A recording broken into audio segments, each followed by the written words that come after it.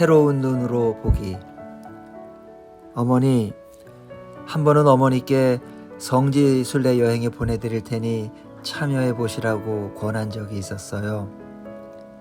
그때 어머니가 이렇게 거절하셨죠.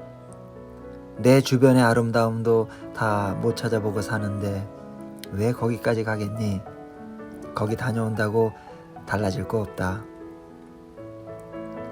그런데 저는 여행길에서조차 그 길의 아름다움에 집중을 못하네요. 가까운 사람들에게 사진을 찍어 보내고 제 상황을 알리고 설명하느라 제대로 보지도 느끼지도 못하고 시간에 쫓겨 허둥대고 있어요.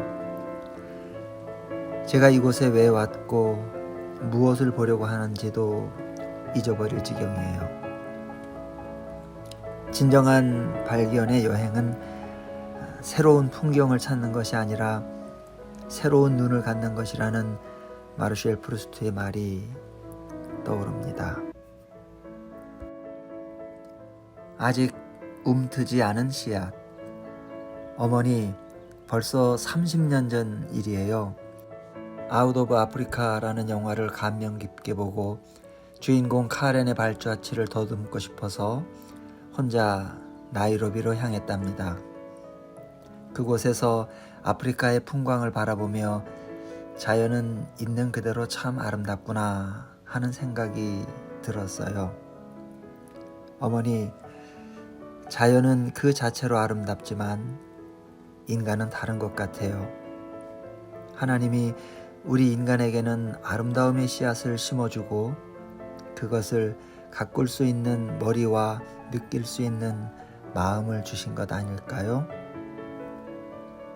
아프리카를 다녀온 뒤 저는 하나님이 제게 준 아름다움의 씨앗을 꽃 피워야겠다 하는 생각으로 살았습니다. 그 꽃을 피워야 할, 그래서 진정으로 아름다워져야 할 책임이 저에게 있다고 생각하면서요. 오랜 세월 하나님이 제게 주신 아름다움을 찾고 가꾸며 살았는데 글쎄 저만의 아름다움이 제 눈에는 잘 보이지 않습니다. 제가 제 몫의 아름다움을 꽃 피우긴 한 걸까요? 남은 시간 당신께서 심어주셨지만 움트지 않은 씨앗이 무엇인지 부지런히 찾아봐야 할 것 같습니다. 그리고 찾을 수 있기를 기도하겠습니다. 뿌리를 잘 내리렴. 어머니 기억하세요? 어린 시절 우리 집에 자주 오시던 함석건 선생님이 저를 참 귀여워해 주셨잖아요. 그분이 제게 해주셨던 말씀이 제 인생을 평생 지키고 있어요. 광희야, 사람은 나무와 같단다. 나무는 뿌리가 가장 중요한데 사람에게 뿌리란 생각에 해당하지. 뿌리가 깊고 넓게 자리 잡아야 하늘 높이 자라는 큰 나무가 될 수 있고 그래야 사람들에게 많은 걸 나눠줄 수 있겠지. 사람의 생각도 나무의 뿌리와 마찬가지란다. 그때부터 마음의 나무를 키웠던 것 같아요. 나쁜 생각이나 부정적인 생각을 하면 내 나무의 뿌리가 썩는구나 걱정이 돼서 수시로 무엇이 부족해 이렇게 상했나 제 마음을 살폈어요. 이겨내기 힘든 생각을 할 때는 바닷바람을 맞으며 바위 틈에 힘들게 뿌리 내리고 있는 나무를 상상하기도 했고요. 힘들고 어려운 곳에서 뿌리를 잘 내리면 더 멋지고 건강한 나무가 될 것이고 아니면 죽어가는 나무가 되겠구나 생각하며 고통스러운 시기를 버티기도 했습니다. 내 나무를 살려야겠다는 간절한 바람으로 생각을 긍정적으로 바꾸면 희한하게 잘 안 풀리던 일들도 해결되는 것 같았어요. 저는 늘 마음속으로 노래를 해요. 나무야 나무야 뿌리를 잘 내려 부디 반듯하게 자라다오. 마음의 때. 어머니, 새로 천거리한 소파의 거친 바느질이 눈에 거슬렸는데 며칠 지나니 눈에 띄지 않아요. 잘못 칠해진 페인트도 며칠 투덜거리고 나니 잊어버리고, 정리를 미뤄둔 지저분한 제 방도 너무 익숙해져서 아무렇지도 않은데 하물며 제 허물, 제 단점이 제 눈에 보일 리 없습니다. 너무 익숙하고 당연하게 여겨져 오랜 세월 내버려둔 제 마음의 때를 제대로 보기 위해서는 어떻게 해야 할까 고민했어요. 우선 저에게 때가 있다는 사실을 인정해야 하고 가만히 들여다봐야 하더라고요. 어디에 때가 많은지, 어떤 때인지 자세히 볼 필요가 있죠.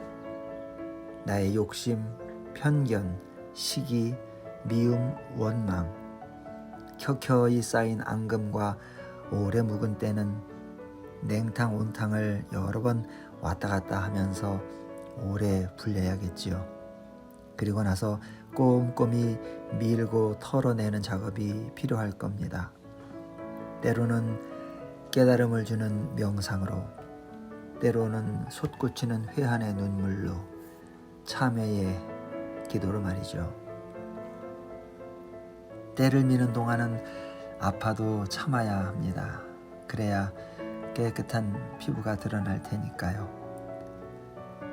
하지만 가끔은 자신에 대한 연민도 필요한 것 같습니다. 피부가 벗겨지지 않도록 조심스럽게 때를 밀어야 하는 부위도 있으니까요. 벗기고 벗기면 개운하고 보드라운 피부를 갖게 되듯이, 비우고 또 비우면 날아갈 듯 가볍고 투명한 날개를 가진 마음이 결국 드러나겠지요. 이해와 공감 너머로. 어머니, 상대를 이해하는 것도 쉬운 일은 아니지만 정말 그게 다일까요? 이해받았다는 안도감을 느낄 수는 있겠지만 좀 더 도움이 될 수는 없을까요? 정말 이해했다는 것만으로 최선이었을까요? 저는 상대를 공감해 주는 것만으로는 성에 안 차는 사람인가 봐요. 그랬구나. 그렇다면 이런 식으로 살아보면 어떻겠니? 하면서 눈에 보이는 대책을 마련해 주어야 상대의 고통을 진정으로 이해하는 것으로 생각하는 것 같아요. 그래서 아프리카 사람들을 돕는 희망고가 만들어졌나 봐요. 솔직해서 불편한. 어머니, 고등학교 때 표현이 솔직한 친구를 좋아한 적이 있습니다. 생각하는 것을 숨기지 않고 거침없이 표현하는 그 친구가 자유로워 보였고 멋있다고 생각한 것이죠. 그런데 시간이 흐르자 점점 불편함이 느껴졌습니다. 솔직하다 보니 말을 함부로 해서 상대의 마음을 아프게 하곤 한 것입니다. 상대에게 상처를 주는 솔직함을 자유로움이라고 말할 수 있을까요? 솔직함도 상대방을 배려해서 적절하게 절제할 줄 알아야 하지 않을까 싶습니다.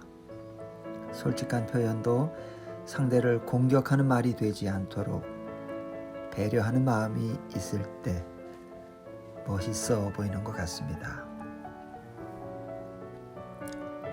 촛불 하나. 어머니, 살다 보면 화를 이기지 못하고 얼굴이 일그러질 때가 있어요. 그럴 땐 마음에서 불길이 올라오기도 하고 거센 파도가 일어나기도 합니다. 시도 때도 없이 비바람이 몰아칠 때 저를 지키기 위해 할 수 있는 일은 마음에 가만히 촛불 하나를 켜는 것입니다.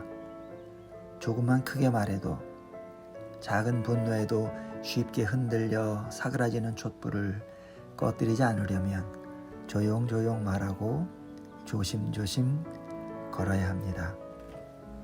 그러다 보면 촛불이 저 대신 눈물 흘리며 저의 분노와 화, 억울함을 녹여주겠지요. 그 모습을 상상하며 마음을 가만 달래봅니다.